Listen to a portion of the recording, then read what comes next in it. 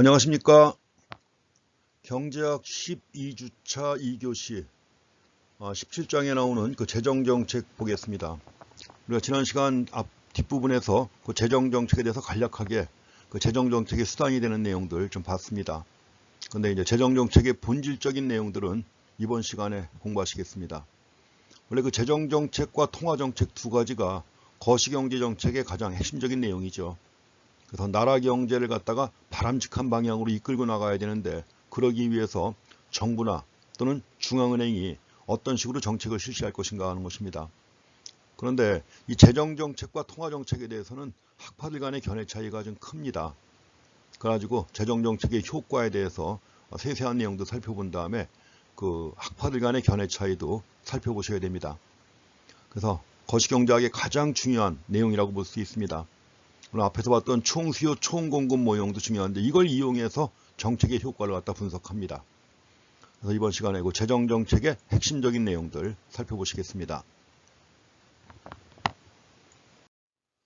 우리가 지난 시간에 본 슬라이드입니다만은 그 정부 예산과 총지출 해가지고 우리가 GDP를 갖다 구성하는 네 가지가 있죠. 소비와 그 다음에 인베스트먼트, 투자와 가버먼트 퍼체이스하고 그 다음에 엑스포트 앤 임포트 있는데, 이 중에서 정부가 직접적으로 통제할 수 있는 게 바로 G죠. 그러니까 직접적으로 통제할 수 있는 게 바로 G 해가지고 정부 구입입니다. 이거는 직접적으로 G를 증가시키면 그만큼 실질 GDP가 증가하는 효과가 있는 것이고, 반면에 간접적으로 영향을 미칠 수 있는 것이 바로 이제 주로 조세나 이런 걸 통해서 C하고 I에 영향을 미치게 됩니다. 소비와 투자에 대해서는 간접적으로 영향을 미치고, 정부가 직접적으로 통제할 수 있는 것은 바로 정부 구입이다 하는 거라고 그랬죠. 그래서 결국 정부가 이제 그 재정정책을 통해서 G하고 그리고 조세를 갖다가 조정함으로써 직접적으로 G를 통제하고 간접적으로 C하고 I에 영향을 미친다는 거 확인하시면 되겠습니다. 그래서 가계소득은 조세와 이전 지출에 의해서 영향을 받고, 또 기업의 투자가 조세와 여러 가지 정부의 규제에 의해서 영향을 받죠. 그래서 이런 방법을 통해서 정부는 AD 곡선을 갖다 이동시킬 수 있는데, 정부가 AD 곡선을 이동시키는 이러한 정책을 우리가 재정 정책이라고 합니다. 재정 정책은 영어다 피스컬 폴리시라고 합니다. 이것도 우리가 지난 시간에 봤던 그림이죠. 이것도. 그래서 조세와 또 정부의 이전 지출보다 더 중요한 게 있죠. 정부의 재화 및 서비스의 구매가 있습니다. 퍼체이스. 이걸 통해서 총수요 곡선, 즉 AD 곡선을 갖다 이동시키는 것이 바로 재정정책입니다. 가장 중요한 게 정부의 재화 및 서비스 구매, 이게 제일 중요합니다. 여기 G라고 표시할 것이고, 그 다음에 이제 T가 있죠. 조세, 텍스가 있고요. 그다음에 정부의 이전 지출도 이제 효과는 작지만 총수요 곡선 이동에 영향을 미칩니다. 그래서 실제로 많은 미국 행정부가 이런 것들을 갖다 해왔죠. 과거 부시 행정부 같은 경우에는 세금을 갖다 깎아주는 감세 정책을 실시했습니다. 감세 정책을 실시했는데, 그 감세 정책에 대해서 또 이제 입장의 차이가 있습니다. 효과가 있냐 없냐는 거죠. 그렇기 때문에 이제 버락 오바마 같은 경우에는 조지 부시와 다르게 다른 방향으로 갈 거다 해가지고 이제 이렇게 똑같은 그 재정 정책이라고 하더라도 어떤 식으로 이제 정책을 실시하느냐에 따라서 그 행정부마다, 물론 이제 그 행정부의 사고방식이라고 하는 게 여러 가지 경제학자들의 사고방식을 반영한 거죠. 특히 이제 우리가 나라 경제 전체와 관련해 가지고는 고전학파 경제학의 전통을 이어받는 그 학파하고, 그 다음에 대공황 이후에 등장한 케인스 학파하고 큰 차이를 갖다 보입니다. 견해 차이를. 물론 우리가 중간에 그 견해 차이에 대해서도 좀 정리해 보실 것입니다. 자, 이렇게 갖고 원래 그 조지 부시 같은 경우에는 고전학파의 영향을 좀 받는, 우리가 과거에 공급경제학이라는 게 있었습니다. 그 공급경제학인데 그 기본은 고전학파 경제학에 뿌리를 두고 있습니다. 거기에 기초해 가지고 세금을 깎아주는 이런 정책을 실시했던 것이고, 반면에 이제 버락 오바마 같은 경우에는 아무래도 케인스 학파의 바탕을 둔 그런 학파이기 때문에 그런 방면에서 이제 정책을 실시하겠다고 하는 이런 논쟁입니다. 두 사이에 단순한 대화처럼 보이지만, 이게 두 학파의, 크게 보면 두 학파, 고전학파 계열의 학파하고 케인스 계열의 학파 간의 견해 차이를 갖다 보여주고 있는 그런 내용입니다. 우리가 재정정책하면 크게 두 가지로 하죠. 하나는 그 확장적 재정정책이 있고, 또 한 가지는 긴축적 재정정책이 있습니다. 예컨대 경기가 아주 침체했을 때, 실시하는 게 확장적 재정정책이고, 반면에 경기가 과열돼 가지고 경기가 너무 뜨거우면 뭐예요? 물가가 올라갑니다. 물가가 올라가는데 이럴 때 물가 안정도 중요하죠. 그래서 물가 안정을 위해서 실시하는 것을 갖다가 긴축적 재정정책 해가지고 크게 두 가지 경제 상황에 대해서 이제 실시하는 것입니다. 그래서 먼저 첫 번째 확장적 재정정책, 익스펜셔널이에요. 확장적 재정정책이 나와 있는데 이거는 경기가 침체해 있을 때 하는 겁니다. 경기가 침체해 있을 때 경기를 회복시키기 위해서, 그럼 경기를 회복시키려면 총수요는 어떻게 해야 될까요? 총수요를 증가시켜야 되겠죠. 이런 재정정책을 확장적 재정정책이라고 합니다. 경기가 침체했을 때 경기 회복을 위해서 총수요를 증가시키는 이런 정책을 확장적 재정정책. 어떻게 하면 될까요? 지위를 증가시켜야죠. 정부의 재화 및 서비스 구매, 이게 바로 우리가 지위라고 표시하는 그 정부 구매 얘기하는 거죠. 정부 구매를 증가시켜야 될 것이고, 또 세금은 깎아줘야죠. 텍스는 깎아줘야 될 것이고, 또 정부 이전 지출을 갖다 증가시키는 것도 매우 효과가 있습니다. 이런 식으로 해가지고 총수요를 증가시키는 정책인데, 우리가 전통적으로 확장적 재정정책이라고 했던 건데, 근래 들어와가지고 또 재정 진작이라는 이런 표현도 많이 나옵니다. 피스칼 스티뮬러스 해가지고 재정 진작. 원래는 경제학에서 안 쓰던 용어예요. 교과서에도 없던 용어인데 2008년 글로벌 금융위기 이후에 나온 새로운 용어가 있습니다. 여러분들은 양적 완화라고 하는 용어 많이 들어봤죠. 퀀티테이티브 이징 해가지고 양적 완화, QE라고 하는데 그 양적 완화라는 것도 원래 없던 겁니다. 이게 뭐냐? 확장적 통화정책을 얘기를 하는 거예요. 마찬가지로 이제 그와 함께 실시가 됐던 것이 확장적 재정정책 해가지고 양적 완화라는 이런 표현과 함께 새로 등장한 용어가 바로 피스칼 스티뮬러스 해가지고 재정 진작이라는 용어가 쓰이기 시작했습니다. 그래서 우리가 확장적 재정정책이 바로 재정 진작이다 하는 거죠. 그래서 어떻게 하는 거 이거는 경제에 총수요를 증가시키는 겁니다. 총수요를 증가시키는 거니까 경제에 추가 연료를 주입해가지고 뭐예요? 경제를 활성화시키고자 하는 이런 정책을 얘기를 하는 겁니다. 문제는 이런 확장적 재정정책이 과연 효과가 크냐 작으냐 하는 또 논쟁거리입니다. 이것도. 그래서 일단 기본적으로 확장적 재정정책을 갖다가 우리가 봤던 ADAS 모형을 가지고 보겠습니다. 왼쪽에는 세로축의 물가 수준이고 가로축에 실질 GDP 해가지고 Y로 표시를 하는 것이죠. 현재 균형 상태에서는 총수요가 부족한 상태입니다. 총수요가 부족한 상태 해가지고 AD1에 있어가지고 균형은 이제 교차점에서 이루어지는 거죠. 근데 이게 지금 장기 AS 곡선이 여기 있어요. 이때 산출량이 잠재 산출량이죠. 그러니까 현재 균형 산출량이 바로 뭐예요? 여기에 대응되는 건데 균형 산출량이 잠재 산출량에 크게 못 미치죠. 그래서 E1에서 봤을 때 현재 국민소득은 Y1입니다. 그러니까 이제 Y1, Y표만큼 뭐가 있는 거죠? 경기후퇴 갭이 있습니다. Y1, YP 차이만큼의 경기후퇴 갭. 그러니까 그만큼 이제 잠재 산출량 수준에 크게 못 미치는 거니까 경기가 아주 안 좋은 거죠.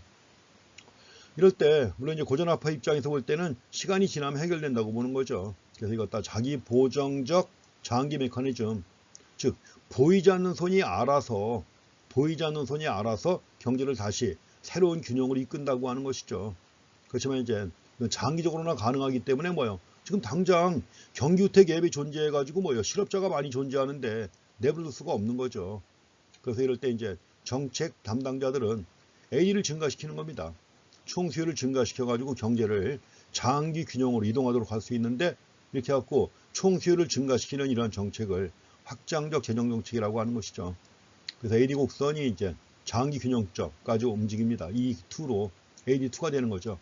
그래서 결국 균형점이 E1에서 E2로 옮겨가게 되면 장기 균형으로 옮겨간 것이고 경기후퇴 갭이 제거가 되는 거죠. 경기후퇴 갭이 제거가 돼가지고 잠재 산출량 수준에 이르렀으니까 그만큼 이제 경기 침체가 해결돼가지고 경기가 회복된 거죠.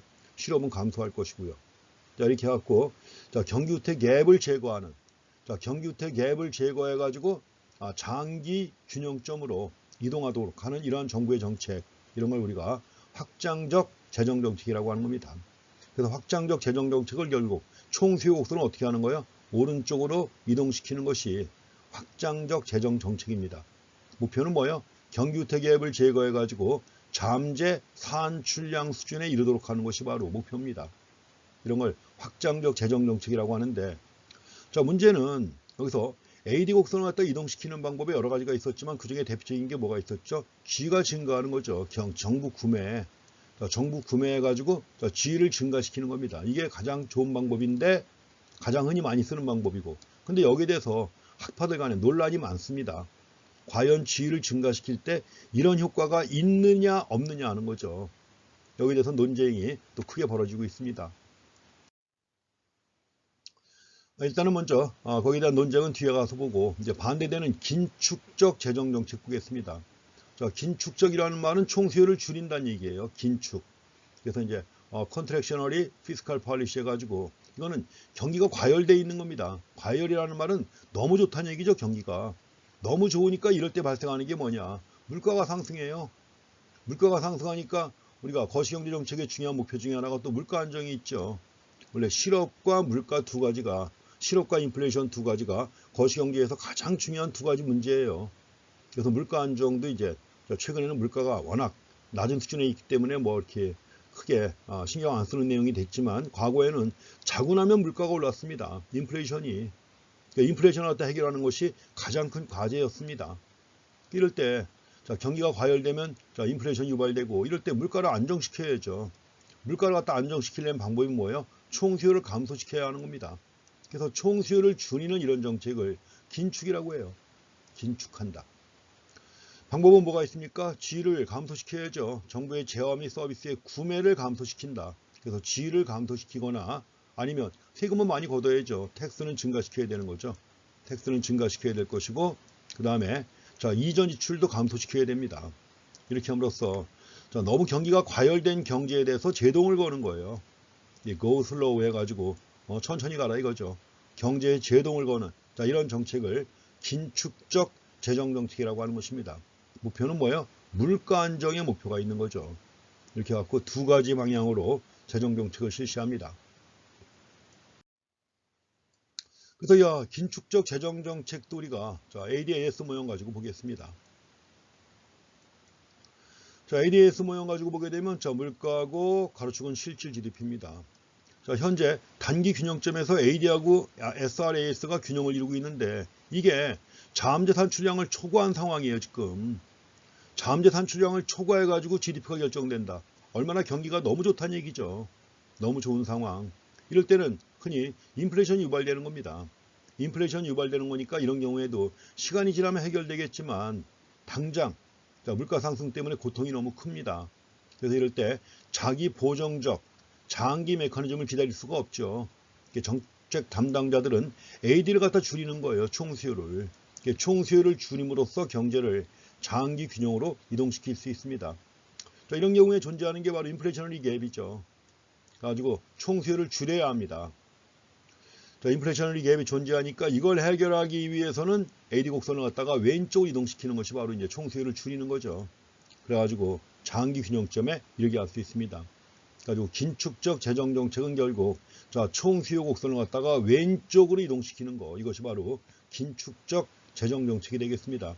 이렇게 함으로써 물가를 갖다 안정시키는 이런 정책을 의미하는 것이죠. 그럼 특히 이제 우리가 앞에서 봤던 그 확장적 재정 정책과 관련해 가지고 이런 확장적 재정 정책이 실제로 작동할 수 있나 하는 문제입니다. 그러니까 여기에 대한 비판이 여러 가지가 있어요. 논쟁거리가 되는 게 여기서 세 가지를 일단 제시하고 있습니다. 첫 번째로 정부 지출은 항상 민간 지출을 갖다 구축한다. 이런 말. 구축한다는 말은 좀 어려운 말이죠. 영어 단위가 크라우딩이라고 하는데, 크라우딩 아웃. 크라우딩 아웃 해가지고 밀어낸다는 얘기입니다. 정부 지출이 민간 지출을 밀어낸다. 뭐 이건 주장이 있습니다. 과연 그러냐? 또 두 번째가 있습니다. 뭐냐면 정부가 돈을 쓰기 위해서는 정부가 지출을 갖다 하려면 돈을 마련해야죠. 돈을 갖다 마련하는 방법 중에 하나 많이 쓰는 게 정부가 차입하는 겁니다. 차입한다. 어떻게 할까요? 국채를 발행하는 겁니다. 그런데 국채를 발행하면 그걸 누가 살까요? 민간이 사죠. 그러니까 민간이 국채를 갖다 인수하는 만큼 민간의 투자는 어떻게 될까요? 감소하겠죠. 그래서 여기에 대해서도 정부 차입은 항상 민간 투자 지출을 구축한다는 말이 있습니다. 물론 그렇죠. 당연히 논리상. 그런데 이게 효과가 크냐 작으냐 이런 얘기입니다. 자, 첫 번째도 논리는 맞아요. 항상이라는 말 때문에 좀 거스리긴 하지만 정부 지출이 민간 지출을 갖다 구축하는 것은 맞습니다. 그런데 항상이냐 아니냐 하는 거죠. 또 마찬가지로 정부 차입도 당연하죠. 저 정부가 국채를 발행했으니까 민간이 인수했잖아요. 그러니까 민간이 그걸 인수했으니까 그만큼 민간의 투자 여력이 없어지죠. 근데 이게 항상 그러냐 하는 문제입니다. 또 그다음에 이제 세 번째 또 논의거리가 이겁니다. 그럼 결국 정부의 재정 적자가 발생했는데 자, 거둔 것보다 더 많이 쓴 거 아닙니까? 확장적 재정 정책이라는 게 결국 대부분의 경우에는 뭐예요? 재정 적자를 가져와요. 조세 수입은 제한되어 있는데 그거보다 더 많이 쓰는 거니까. 그래서 마찬가지로 정부의 재정 적자가 나타나게 되면 민간 지출이 감소하느냐 하는 문제입니다. 이런 데 대해서 학파들 간의 견해 차이가 매우 크고 또 아주 치열한 논쟁이 벌어졌던 이런 내용들입니다. 그래서 여기에 대해서 이제 우리가 보겠습니다. 우리가 원래 올려드린 슬라이드에는 없는 건데 제가 다시 좀 정리했습니다. 확장적 재정 정책과 이제 구축한다는 말이 나왔었죠. 구축 효과라고 합니다. 예전부터 써오던 말인데 좀 어려운 말이죠. 구축 효과. 원래 구축 효과의 아이디어는 그겁니다. 자, 지금 정부 구입이 증가한 겁니다. 정부의 재화 및 서비스의 구매라고 나와있던 G가 있었죠. 정부 구입이라고 하겠습니다. 정부의 재화 및 서비스의 구매라고 좀 전에 나왔었는데 이걸 정부 구입. 정부가 G를 증가시키는데 앞에서 얘기했지만 G라고 하는 것은 직접적으로 정부가 통제할 수 있는 거예요. 정부가 G를 증가시킵니다. 당연히 총수요가 증가하고 총수요 곡선이 우측이동하겠죠. 자, 총수요 곡선이 오른쪽으로 이동하니까 실질 GDP, 국민소득은 증가한 겁니다. 일단 국민소득은 증가했습니다. 여기까지 보면 정부 구입을 증가시키면 국민소득은 증가하죠. 실질 GDP가 증가합니다. 근데 그 다음에 일어나는 효과가 있어요. 뭐냐면 자, 실질 GDP가 증가한다. 그러면 사실 여기서 이제 생략한 게 있는데 뭐냐면 화폐 시장에서 화폐 수요가 증가하게 됩니다. 실질 GDP가 증가하게 되면 화폐에 대한 수요가 증가하고 화폐에 대한 수요가 증가해 가지고 이자율이 상승을 하게 돼요. 이자율이 상승한다. 그래서 항상 국민소득이 증가하면 이자율이 상승하는 것도 머릿속에 그려줘야 됩니다. 그리고 이자율이 상승했습니다. 이자율이 상승하면 민간 부문의 투자가 어떻게 될까요? 금리가 올라갔어요. 은행에서 돈 빌려야 되는데 돈 빌릴 때 금리가 올라갔습니다. 그럼 투자가 어떻게 될까요? 감소하겠죠. 투자가 감소합니다. 자, 투자가 감소했으니까 총수요가 어떻게 됐죠? 감소했죠. 그럼 실질 GDP는 다시 감소했습니다. 이렇게 해가지고 자, G가 증가해가지고 실질 GDP가 증가했는데 이로 인해가지고 민간 투자가 감소한 거예요. 민간 투자가 감소해가지고 실질 GDP가 감소한 것입니다. 정부 지출이 증가했지만 이로 인해가지고 실질 GDP가 증가했지만 이것 때문에 민간 투자가 감소해가지고 실질 GDP가 다시 감소한 거예요. 이게 문제가 되는 거죠.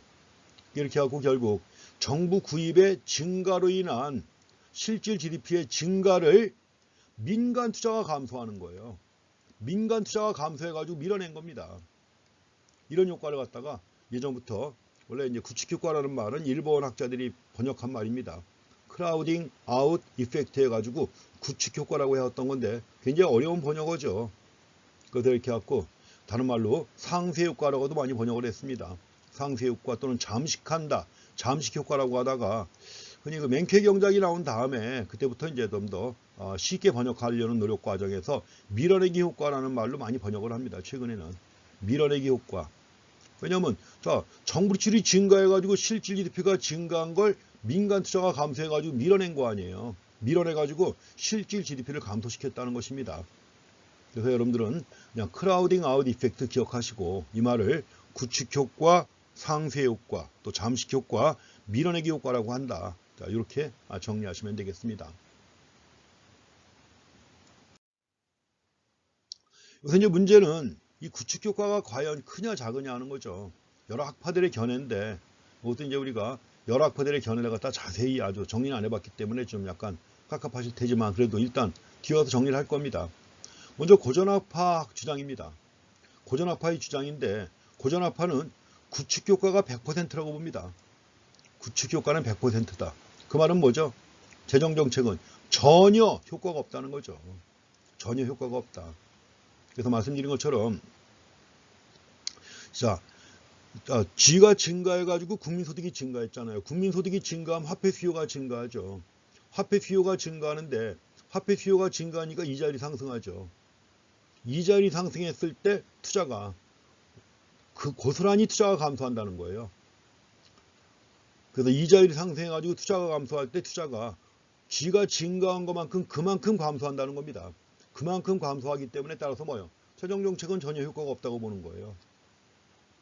물론 이걸 설명할 때도 여러 가지 또 다른 용어들이 나옵니다만 그건 약간 어려우니까 생략하고 어쨌든 간에 구축 효과가 100%다. 따라서 재정정책은 전혀 효과가 없다. 이렇게 보는 겁니다. 그 다음에 이제 고전화폐의 전통을 이어받은 학파입니다. 역시 이제 우리가 고전화폐 경제학이 기본적으로 자유주의 경제학이죠. 근데 자유주의 경제학을 이어받았지만 약간 이제 완화된 주장을 내세우는 게 통화주의입니다. 머니터리즘이라고 해가지고 통화주의라고도 하고 주로 시카고 대학을 중심으로 해가지고 활동을 했기 때문에 시카고 학파라고도 합니다. 지금도 여전히 기본 사고방식은 자유주의 경제학이에요.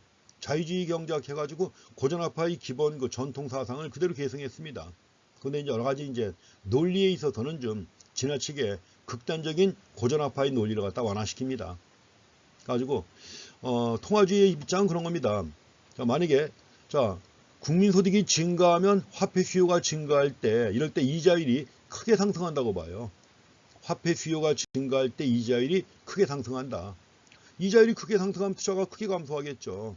투자가 크게 감소하면 국민소득도 실질 GDP도 크게 감소하겠죠. 크게 감소한다는 얘기는 뭐예요?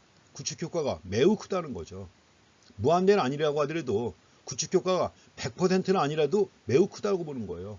매우 크다는 얘기는 결국 뭐예요? 재정정책은 효과가 적다는 거죠. 재정정책의 효과는 매우 작다. 그다음 원래 통화주의자 이 사람들은 재정정책은 효과가 없다고 보는 거예요. 그럼 무슨 정책이 효과가 있느냐? 이 사람들은 왜 통화주의라고 그래요? 통화정책이 효과가 있다고 보는 겁니다. 재정정책은 효과가 없고 통화정책이 효과가 있다. 그래서 이 사람들 통화주의라고 하는 겁니다. 머니터리즘, 시카고 학파를. 가장 대표적인 학자가 밀턴 프리드만이라는 학자입니다. 밀턴 프리드만 해가지고 우리가 첫 시간에 이제 그 경제학의 흐름 해가지고 두 학파를 갖다 비교했는데 밀턴 프리드만 선생으로 대표되는 통화주의 학파가 이런 주장이에요. 그래서 재정정책은 효과가 작다. 반면에 통화정책은 효과가 있으니까 통화정책을 써야 된다. 물론 이제 통화정책을 실시하는 방법에 대해서도 또 견해 차이가 많은데 일단은 이 정도만 보시고 또 뒤에 가서 또 다른 얘기 하겠습니다. 자, 반면에 이제 케인스 학파입니다. 케인즈나 케인스 학파. 그래서 이제 케인지언이라고 하는 건데 엄밀하게는 케인스화나 케인스 학파도 달라요. 원래 케인스 학파는 구축 효과가 극단적으로 경기가 침체한 상황. 자, 케인스가 등장한 상황이 어떤 상황이죠? 세계 대공황입니다. 세계 대공황 해가지고 그래서도 이제 국내에서도 지금 뭐 세계 대공황기를 갖다 극복한 게 뉴딜 정책이다 해가지고 뉴딜 얘기가 많이 나오죠. 그래서 이제 바로 케인스의 견해가 뒷받침된 그런 정책입니다. 그래서 과연 루스벨트의 뉴딜 정책의 본질이 어떤 것인가 해가지고 뭐 신문이라든가 이런 데서도 굉장히 많이 언급됩니다.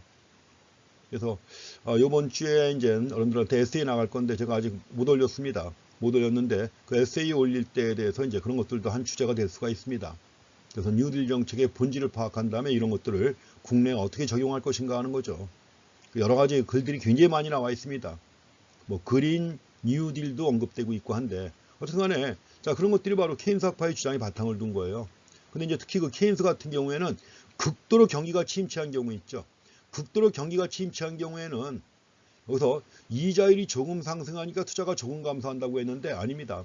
케인스 학파가 아니라 케인스는 구축 효과가 0이라고 봐요. 전혀 없다. 극도로 경기가 침체한 경우에는 뭐요? 구축 효과는 0이다. 0이니까 재정정책만이 매우 효과가 있다는 거죠.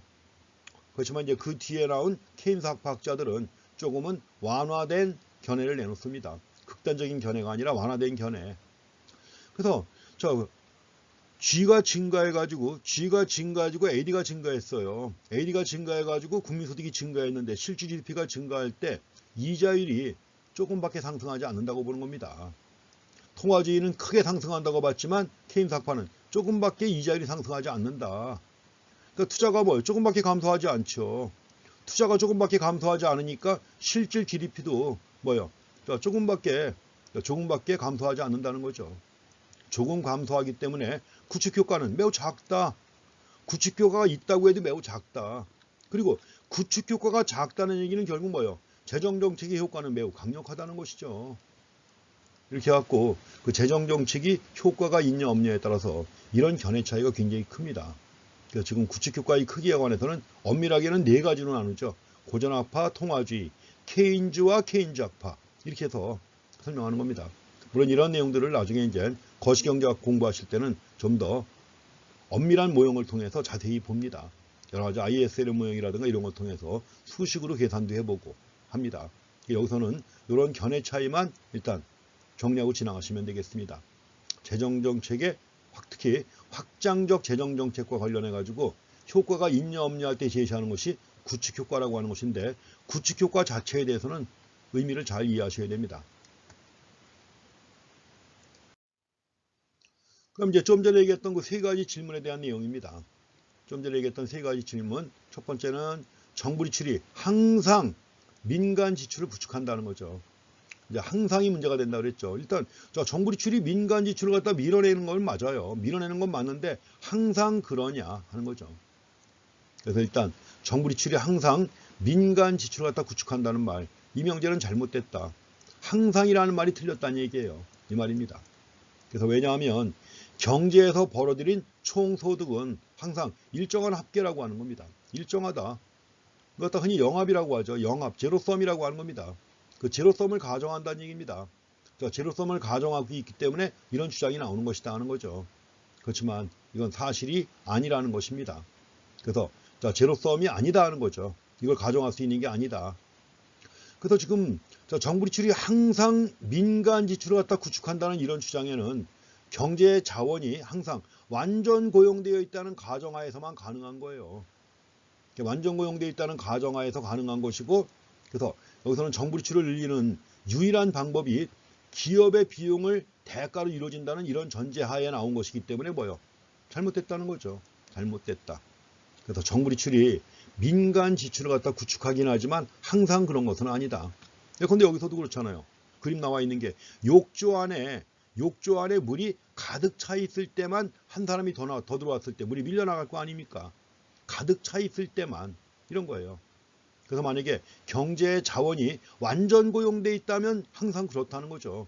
완전 고용돼 있다면 항상 그렇지만 이런 일은 있을 수 없는 거죠, 거의. 그래서 정부 지출이 항상 민간 지출을 갖다 구축한다는 명제는 역시 잘못되었다 하는 겁니다. 다음에 두 번째는 정부 차입이 항상 민간 투자 지출을 갖다 구축하느냐 하는 겁니다. 이것도 역시 문제는 항상의 문제가 있는 거죠. 왜냐하면 정부 차입은 민간 지출을 갖다 구축하는 건 틀림없죠. 왜냐하면 이제 정부가 발행한 국채를 갖다가 민간이 인수하니까 그만큼 민간 부문에서는 투자할 돈이 줄어드는 것이죠. 그래서 정부 차입이 항상 민간 투자 지출을 갖다 구축한다는데 이것도 일정 기간에만 사실이다 하는 겁니다. 일정 기간에만 어떨 때 경기가 침체되어 있을 때만 가능한 얘기예요. 경기가 침체되어 있는가에 달려있다. 그래서 경기 침체기에는 구축한다. 그렇지만 그렇지 않은 경우에는 아니다. 그러니까 항상은 아니라는 거죠. 여기서도. 그래서 경기 침체기에는 재정 확대가 즉 확장적 재정 정책이 분명히 실질 GDP를 증가시킵니다. 소득을. 실질 GDP를 증가시키고 실질 GDP가 증가하면 당연히 저축도 어떻게 돼요? 증가하죠. GDP가 증가하면 저축도 증가하는 겁니다. 그래서 대표적으로 이제 2009년 미국의 경제회복법, 2008년 글로벌 금융 위기를 맞았어요. 가지고 이걸 해결하기 위해서 경제회복법이라는 법을 갖다 공포합니다. 그래서 이럴 때도 이제 정부의 차입은 매우 컸습니다. 차입은 매우 컸지만 미국의 이자율은 역사적으로 가장 낮은 수준에 머물러 있었습니다. 그러니까 이자율이 매우 낮은 수준이라면 민간 투자가 감소해요? 안 하죠. 이런 겁니다. 이럴 때 이제 정부 차입 방식이 뭐냐? 정부의 차입이 주로 페드에서 돈을 갖다 빌리는 방식 이런 것들입니다. 그렇기 때문에 미국의 이자율은 가장 낮은 수준. 그러니까 이자율이 매우 낮으니까 투자가 감소해요? 안 하죠. 그래서 항상은 아니다 하는 거. 요 점 이해하셔야 되고요.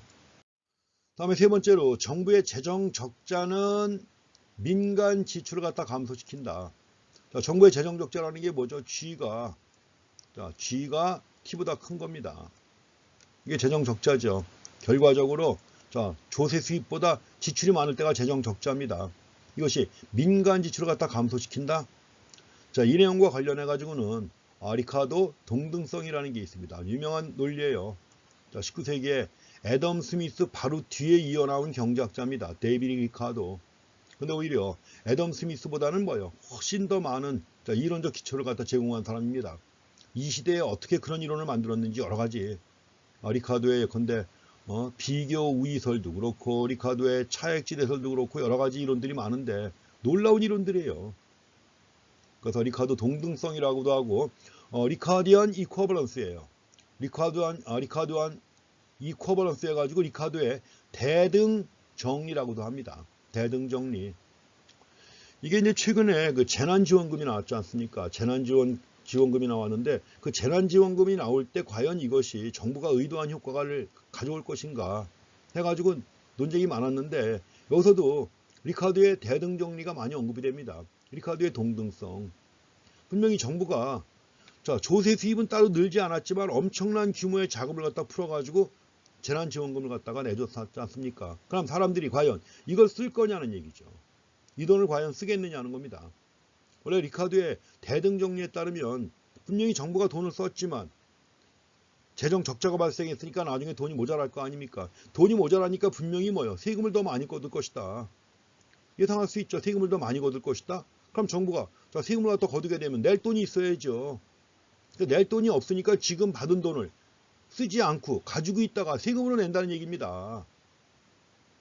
그럼 소비를 갖다가 늘리고자 하는 정부의 의도는 없어지는 거죠. 이게 바로 리카도의 동등성, 리카도의 대등 정리에 기반을 둔 겁니다. 그 정부가 빚을 많이 진 거 아닙니까? G가 T보다 크니까 정부가 빚을 졌죠. 그럼 정부의 채무 수준이 높다는 걸 아는 소비자들은 분명히 미래에 채무를 갚기에 필요한 조세를 갖다가 불가피하게 정부가 인상할 것으로 예상할 수 있잖아요. 세금을 더 많이 거둘 것이다. 세금을 더 많이 거둘 거라고 예상하면 당연히 현재 지출을 갖다 어떻게 할까요? 줄여야죠. 지출을 줄이고 저축을 할 거라는 가정입니다. 이게 바로 리카도의 대등 정리예요. 그래서 소비자들은 예측할 수 있는 능력과 함께 예지력이에요. 예측할 수 있는 능력도 가지고 있고 그와 함께 지출을 갖다 절제하는 능력을 가졌다고 보는 겁니다. 그래서 정부의 재정 적자가 민간 지출을 갖다 감소시킨다는 건데 이렇게 해가지고 소비자들이 높은 수준의 예측 능력과 소비자가 높은 수준의 예측 능력과 함께 지출을 갖다 절제하는 능력을 가지고 있다면 이런 일이 나타나겠죠. 정부의 재정 적자가 민간 지출을 감소시키는 이런 결과가 나타나는 겁니다. 근데 이제 맨 마지막에 나와 있는 이 전제가 맞을까요? 소비자들은 미래를 정확히 할 수 있는 예지력을 갖추고 있느냐? 그럴까요? 아니죠. 또 지출을 절제하는 능력을 가지고 있다? 이것도 아닙니다.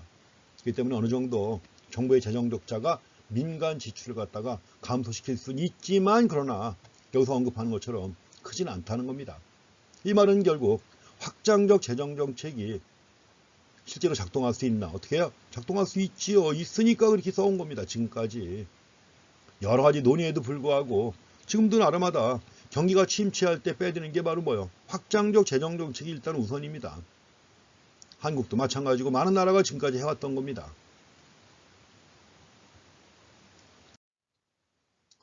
우리가 재정 정책과 관련해 가지고는 또 한 가지 언급할 내용이 있습니다. 뭐냐면 재정 정책의 시차입니다.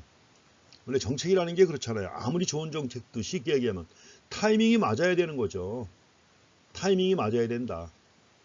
그래서 재정 정책에서 마찬가지로 주의해야 할 중요한 게 뭐냐. 정책을 마련하고 정책을 시행에 옮기는데 심각한 시차가 존재한다는 겁니다. 타임 래그예요. 원래 우리가 시차를 얘기를 할 때는 크게 보면 두 가지가 있습니다. 크게 보면 두 가지인데 하나는 뭐냐면 내부 시차라는 게 있습니다. 하나는 내부 시차라는 게 있습니다. 내부 시차라는 게 있고 인사이드 타임 래그입니다.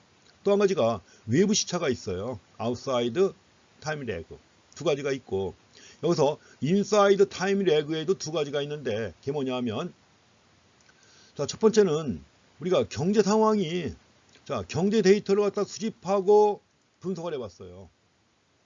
자, 경제 데이터를 갖다 수집하고 분석해가지고 현재 경기 침체 갭인지 아니면 인플레이셔너리 갭인가를 갖다가 인식을 해요. 경기가 현재 좋은 건지 나쁜 건지, 좋은지 나쁜지를 갖다 인식한 다음에 뭔가 정책이 필요하다는 걸 인식할 때 걸리는 시간이 있습니다. 이런 시간이 있죠. 경제 상황이 바뀌었습니다. 경제 상황이 바뀌었다면 그 상황이 어떤 상황인가를 갖다 정확하게 인식을 한 다음에 뭔가 대책이 필요하다는 걸 인식할 때까지 시간이 걸린다는 거죠. 이런 걸 우리는 인식 시차라고 합니다. Recognition Time Lag, SR Time Lag이에요. Recognition Time Lag, 인식 시차라고 합니다. 뭔가 정책이 필요하다는 걸 인식할 때까지 걸리는 시차입니다. 근데 이것도 꽤 길 때가 많아요. 과거도 그랬습니다.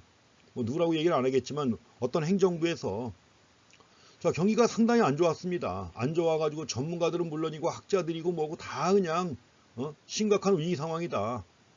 심각한 위기 상황이다. 뭔가 정부가 나서야 된다. 근데 대통령의 인식은 뭐예요? No problem. 아무 문제 없다는 겁니다. 아무 문제 없는데 왜 떠드냐 이거죠. 그만큼 이제 최고 정책 결정자가 상황 인식을 못하는 겁니다. 제야에서는 국민들은 총체적 난국이다. 총체적 난국이다. 진짜 죽겠다. 뭐 이런 상황인데 대통령은 막상 뭐야? No problem. 뭐가 문제냐 이거예요. 그러다가 이제 비로소 경기가 아주 나아지니까는 뭔가 인식은 했습니다. 근데 시간이 너무 많이 걸린 거예요. 쉽게 얘기하면 뭐예요? 요새 얘기하는 골든타임을 놓친 거죠. 골든타임을 놓쳤다. 근데 이제 인식했다고 되느냐? 아닙니다. 자, 상황을 인식해가지고 뭔가 정책이 필요하다는 걸 인식을 했죠. 그럼 인식한 상황에서 뭔가 정책을 수립하고 이걸 실행에 옮기는 데도 시간이 걸립니다. 그런데 우리가 재정정책 같은 경우에는 자, 조세도 영향을 미치죠. 그 다음에 정부 지출도 늘려야 될 거 아니에요. 우리가 정부 구매를 증가시킬 때 돈이 없는데 정부가 돈을 써야 된다. 어떤 방법이 있나요? 국채를 발행할 수 있죠. 근데 대한민국 헌법에 정부가 국채를 발행하려면 국회의 동의를 얻어야 됩니다. 국회의 동의. 또 예컨대 정부가 자, 세금을 깎아준다? 그럼 세율을 갖다 인하해야죠. 세율을 갖다 인하할 때도 마찬가지로 국회의 동의가 있어야 됩니다. 조세 법률주의 해가지고 뭐요? 헌법 24조에 나와 있어요. 29조에 나와 있습니다. 조세의 종목과 세율은 법률로 정한다. 법률을 누가 만듭니까? 국회가 만들죠. 지금까지 살면서 경험하신 바대로 하면 국회 통과하는데 바로 통과가 될까요? 거의 불가능하죠. 한국뿐만 아니라 미국도 마찬가지입니다. 의회를 갖다 통과하는데 시간이 굉장히 많이 걸려요. 그러니까 정책을 수립한 다음에 이걸 실행에 옮길 때까지도 시간이 꽤 많이 걸리죠. 이런 시차를 갖다가 실행시차라고 합니다. 물론 이제 경우에 따라서는 자, 실행시차도 둘로 구분해요. 결정시차 해가지고 decision leg. 그 다음에 이걸 실행에 옮길 때 액션 leg. 둘로 구분하기도 합니다. decision leg하고 액션 leg. 그 실행에 옮길 때까지 시간이 꽤 걸린단 말이죠. 어떤데 몇 년씩 걸립니다. 오히려 경제 상황이 바뀐 다음에 정책을 실행에 옮기는 경우도 꽤 있었어요. 지금까지. 이거 두 가지가 내부 시차입니다. 내부 시차. 그 다음에 이제 정책을 실행에 옮긴 다음에 정책에 효과가 나올 때까지 걸리는 시간이 있죠. 이걸 외부 시차라고 하는 것입니다. 그래서 크게 보면 내부 시차, 외부 시차가 있는데 이 재정정책과 통화정책은 시차가 달라요. 지금 말씀드린 것처럼 재정정책은 의회를 거쳐야 되잖아요. 의회를 거쳐야 되기 때문에 정책을 결정한 다음에 실행에 옮길 때까지 시간이 많이 걸리죠. 자, 대정정책은 내부 시차가 깁니다. 반면에 외부 시차는 짧아요. 왜냐하면 G 같은 거 이거 증가만 시키면 곧바로 효과가 나옵니다. 그래서 G나 T는 대부분 의회를 통과하는 데 시간이 많이 걸려요. 그렇지만 일단 정책 효과는 매우 빠르게 나타납니다. 가장 대표적인 재정정책이 뉴딜 정책 같은 거예요. 루스벨트가 대규모 댐을 갖다 몇 개를 만듭니다. 그러면 이제 전국의 실업자 집합시켜갖고 댐을 만들어요. 자, 일주일 일시킨 다음에 주급을 갖다 지급합니다. 그럼 돈 받은 사람은 가족들에게 송금하겠죠. 가족들은 그 돈 쓸 거 아닙니까? 곧바로 물건이 팔리기 시작하죠. 그럼 기업들은 이제 서서히 재고가 감소하니까 생산을 늘리겠죠. 생산을 늘리면 거기서 또 고용이 증가하잖아요. 효과가 빠르게 나타납니다. 그래서 우리가 정부 지출을 갖다 증가시키거나 세금을 깎아주는 이러한 정책 효과는 빠르게 나타나요. 그래서 재정정책은 내부 시차는 길고 외부 시차는 짧다 이겁니다. 근데 아직은 우리가 안 봤지만 통화정책은 달라요 또. 통화정책은 내부 시차가 짧아요. 통화정책은 누가 결정하죠? 우리나라의 경우에는 금융통화위원회가 결정합니다. 금융통화위원회가 결정하고 미국은 그 금융통화위원회가 바로 뭐예요? 페드예요. 페드의 FOMC가 있습니다. 거기서 결정하는 거예요. 거기서 결정하면 그냥 시행에 옮기는 겁니다. 금융통화 위원들이 모여가지고 결정하면 곧바로 시행에 옮기는 거예요. 이거는 뭐 국회 통과하고 이런 게 없어요. 그러니까 통화정책은 내부 시차가 매우 짧지요. 그렇지만 효과가 나올 때까지 외부 시차가 깁니다. 왜냐하면 통화정책은 일단 통화량을 늘리느냐 줄이느냐.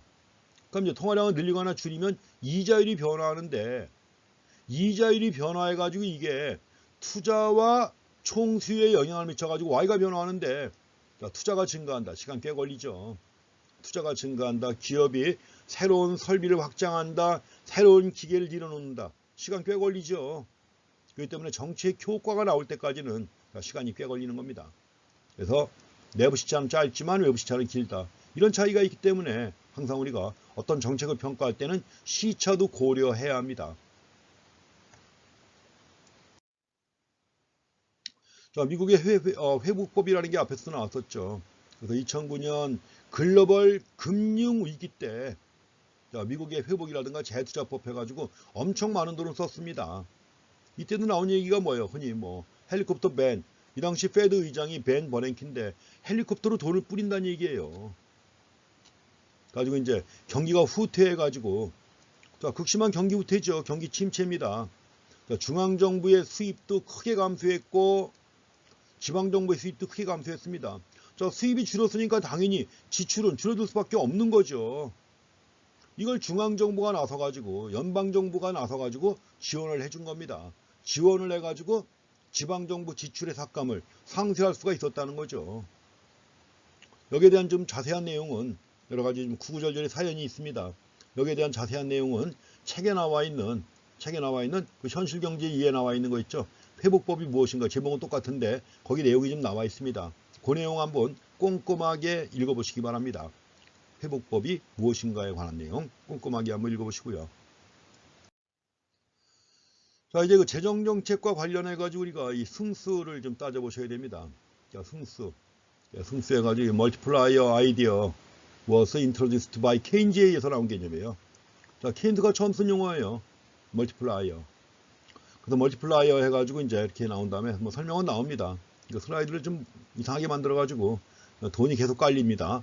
그래서 돈을 갖다 많이 쓰면은 그만큼 경기가 살아나는 걸 갖다가 이제 보이기 위해서 아주 이렇게 깜찍하게 만들었는데, 자, 승수 영어는 멀티플라이어입니다. 멀티플이 뭐죠?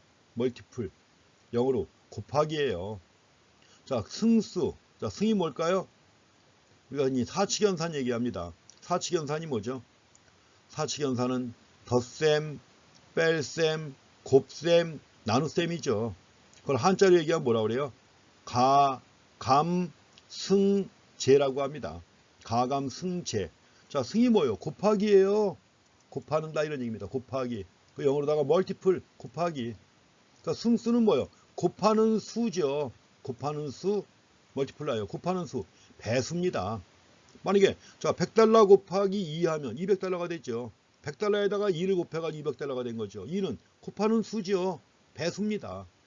승수라는 말은 배수라는 말로 이해하시면 되겠습니다. 영어는 멀티플라이어라고 해서 배수. 우리가 승수 효과를 갖다 보려면 또 몇 가지 용어를 확인하셔야 됩니다.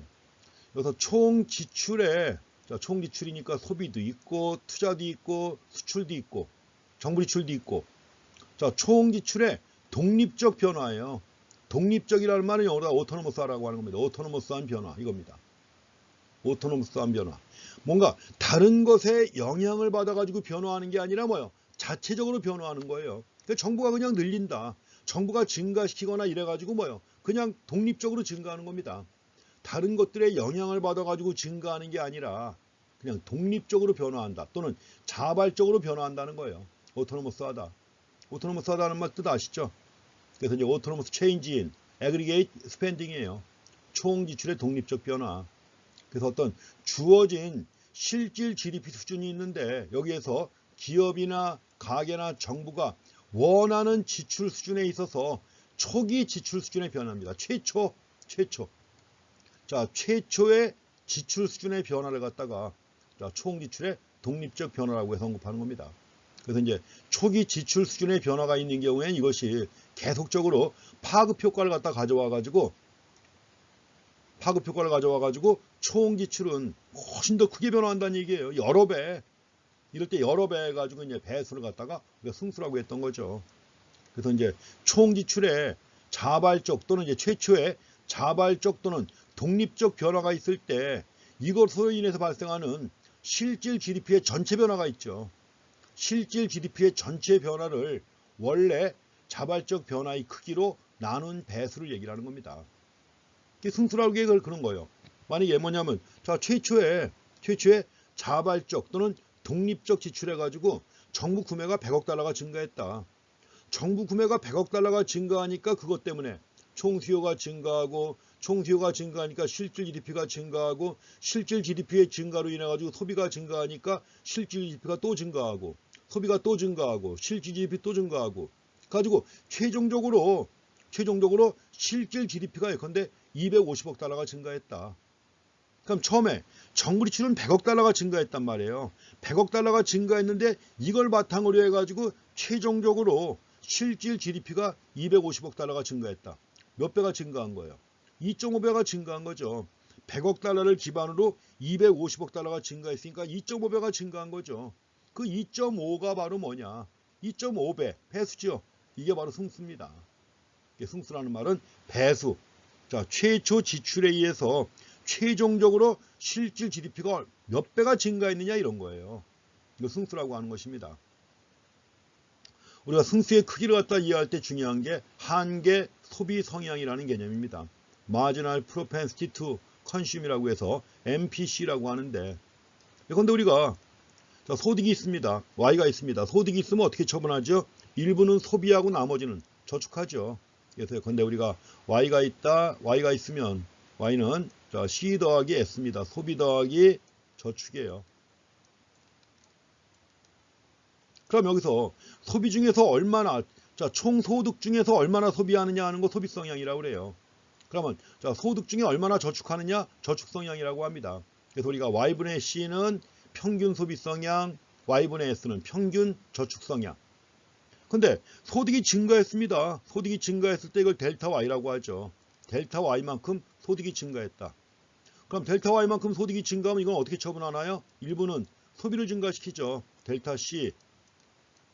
또 남은 것은 저축을 증가시키죠. 델타 S입니다.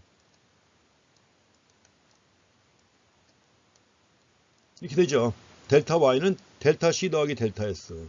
그럼 이럴 때 소득 증가분 델타 Y분의 델타 C 여기에서 차지하는 이거의 비중이 바로 한계 소비 성향이에요.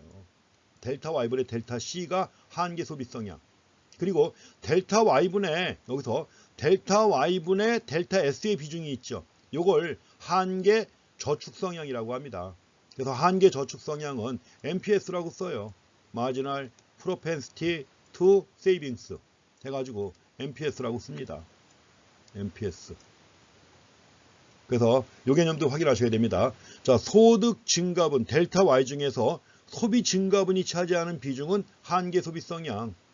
또 소득 증가분 중에서 저축 증가분이 차지하는 비중은 한계 저축 성향 MPS입니다. 이 개념이 우리가 승수의 크기를 갖다 만들 때, 승수를 만들 때 아주 중요한 게 한계 소비 성향 MPC라고 하는 것입니다. 그래서 가장 기본적인 승수가 바로 이겁니다.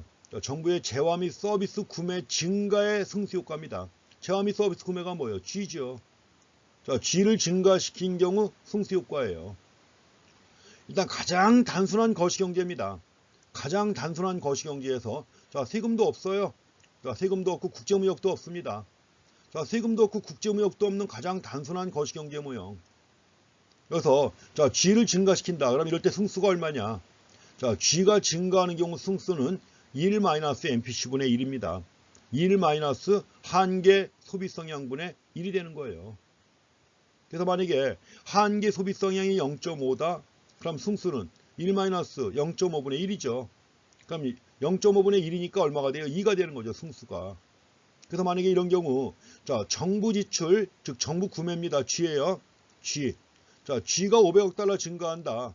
G가 500억 달러 증가한다고 하면 실질 GDP는 몇 배? 2배. 1000억 달러가 증가한단 말이에요. 2배가. 이럴 때 2배, 배수, 2라고 하는 배수 있죠. 이게 바로 뭐예요? 멀티플라이어입니다. 승수. 그러니까 이런 경우에는 또 정부 구입 승수라고 합니다. 왜냐하면 이제 승수는 또 여러 가지가 있어요. 조세 승수도 있고, 이전 지출 승수도 있고, 여러 가지 뭐. 근데 균형 재정 승수도 있고, 여러 가지가 있는데, 자, 그런 것들은 다음 시간에 좀 더 봐야 됩니다. 아무리 지금 우리 책에는 거기까지 자세히 나오진 않았지만, 그러나 승수라고 하는 이 개념이고 용어가 자, 케인스 경제학의 핵심을 이루는 것이고, 재정 정책을 이해할 때 가장 핵심되는 내용이에요. 그래서 저 뒤에 가서 내용을 좀 더 보실 필요가 있습니다. 자, 지금 여기서 2배, 자, 2배가 승수가 나왔었잖아요. MPC가 0.5니까 당연히 MPS도 0.5가 되겠죠. MPS는 한계 저축 성향입니다. 한계 소비 성향과 한계 저축 성향을 더하면 1이 되는 거죠, 당연히. 왜냐면 이제 소득의 일부는 소비하고 나머지를 저축하는 거니까. 여기서도 이제 정부 이전 지출, 또 조세가 변화했을 때 승수 효과를 갖다가 살펴볼 수 있습니다. 이전 지출이 증가한 경우에는 이전 지출 승수, 또 조세가 변화하는 경우에는 조세 승수라고 해서 쓸 거예요. 또 두 가지가 함께 변화하는 경우에 승수도 따져봐야 됩니다. 그래서 이런 것들은 이제 일단 이 내용 보신 다음에 이걸 기반으로 해가지고 그 뒤에 가서 이제 또 다른 내용에서 좀 보실 내용 중에 하나입니다. 여기서도 지금 500억 달러의 조세 인하, 세금을 깎아준 거죠. 세금을 깎아주거나 또 500억 달러의 이전 지출의 증가가 있는 경우, 그럼 정부 구매 500억 달러하고 똑같은 효과를 가져오느냐? 아닙니다. 승수의 크기가 달라요. 승수의 크기가 다르기 때문에 그렇지 않다. 그래서 만약에 MPS가 0.5라면 첫 번째 단계에서 조세나 이전 지출의 변화가 정부 구매의 동등한 변화보다는 더 작습니다. 더 작아져요. 정부 구매가 변화한 경우 있죠. 이럴 때 가장 큰 효과를 갖다 가져오게 됩니다. 그래서 우리가 실질 GDP에 대한 효과 해가지고 첫 번째 단계에서 정부 구매가 500억 증가한 경우하고 정부 이전 지출이 500억 증가한 경우가 달라요. 한계 저축 성향이 0.5라고 했을 때. 그래서 이제 첫 번째 단계부터 정부 구매가 500억 증가했으니까 당연히 GDP도 500억 증가하죠. 그렇지만 이전 지출은 250억이 증가합니다. 그러니까 두 번째 단계에서 한계 저축 성향, 한계 소비 성향이 0.5이기 때문에 두 번째 단계에서는 250억이 증가하지만 여기서는 이거의 반, 125억. 이런 세 번째 단계에서는 125억 또 반. 이런 식으로 다 나가서 증가한 것만 다 합치게 되면 총 효과는 얼마냐? 1000억 원입니다. 그렇지만 정부 이전 지출이 500억 증가한 경우 있죠. 이럴 땐 총 효과가 500억밖에 안 되는 겁니다. 그러니까 지금 우리가 정부 구매가 증가한 경우 승수가 얼마였어요? 1 한계 소비 성향분의 1이었죠. 1이었는데 여기서 자, 정부 구매가 아니라 이전 지출이 증가한 경우 있죠. 이전 지출이 증가한 경우에 승수가 얼마가 되느냐 하면 이전 지출이 증가한 경우에 승수가 이럴 때 승수가 1 MPC분의 1 MPC분의 MPC하고 똑같습니다. 1 MPC분의 MPC예요. 승수가. 그러니까 만약에 한계 소비 성향이 지금 0.5인 경우 아니에요. 0.5라면 이전 지출이 증가한 경우 승수는 얼마죠? 1 0.5, 0.5죠. MPC 0.5죠. 얼마예요? 1입니다. 승수가 1. 한 배 증가한다는 얘기죠. 한 배가 증가한다. 그래서 자, 정부 구매 G가 증가한 경우에는 승수가 2였죠. 이게. 이런 경우에는 1 MPC분의 1이었습니다. 1 MPC분의 1이니까 MPC분의 글씨가 막 나가네요. MPC분의 1이니까 2배가 증가했단 말이에요. 500억에 대해서 2배가 증가한 거예요. 1000억. 근데 이전 지출의 경우에는 승수가 1 MPC분의 MPC가 나와요. 이것들은 우리가 물론 식을 만들어 가지고 다 승수를 도출할 수도 있고 그래야 되는데 거기까지는 아직은 이제 그렇습니다. 사실은 우리가 뭐 강의실에서 오프라인으로 했더라면 모형 하나 만들어 놓고 이거 갖고 조세 승수 다 만들 수 있는데 상황이 여의치 않습니다. 그래서 어쨌든 간에 이렇게 해갖고 이 경우에 승수가 1이 된다는 거 있죠. 이거 한번 비교해 보셔야 됩니다. 자, 이렇게 해갖고 이제 여러 가지. 자, 정부 구입 승수 1-MPC분의 1. 이전 지출 승수 1-MPC분의 MPC. 또 하나가 있는데 조세 승수가 있습니다. 조세 승수는 뭐냐? 1-MPC분의 마이너스 MPC가 되는 게 또 있어요. 이래가지고 이걸 바탕으로 해가지고 몇 가지 승수에 대해서도 보셔야 되는데, 자, 그 내용은 다음 시간에 슬라이드 더 확장해가지고 좀 보겠습니다. 자, 이번 시간은 일단 자, 승수라고 하는 것에 대한 맛만 보시고 여기에 대해서 좀 더 구체적인 내용과 나머지 재정정책의 뒷얘기는 다음 시간에 좀 더 이어서 하겠습니다. 그리고 중간시험 채점해가지고 점수를 다 올려드렸는데요. 올려드렸는데 보니까 똑같은 답안지가 발견됐습니다. 똑같은 답안지, 5자까지 똑같아요. 같이 앉아가지고 답안지 하나에다가 작성한 다음에 뭐요? 두 사람 답안지를 올린 거죠. 부정행위죠. 제가 찾아낸 게 있습니다. 답안지가 똑같아요. 5자까지 똑같고. 안 됩니다. F도 줄 수 있습니다. A가 아니라 이거네요. 아무리 절대평가라고 해도 이건 안 되죠. 이건 부정행위죠. 엄청 심각한 부정행위입니다. 그래서 기말시험 때도 철저하게 검색할 것이고, 여러분들이 이미 제출한 과제물도 철저하게 검색할 거예요. 똑같은 거 나오나. 똑같은 거. 5자까지 똑같아요. 5자까지. 그래서 이런 것들은 아무리 뭐 지금 상황이 안 좋고 제가 최대한 여러분들에게 좋은 점수를 드리려고 마음을 먹고 있지만 부정행위는 안 됩니다. 감안해가지고 이제 두 번째 과제물도 절대 주의하시기 바랍니다. 똑같은 과제물 찾아낼 겁니다.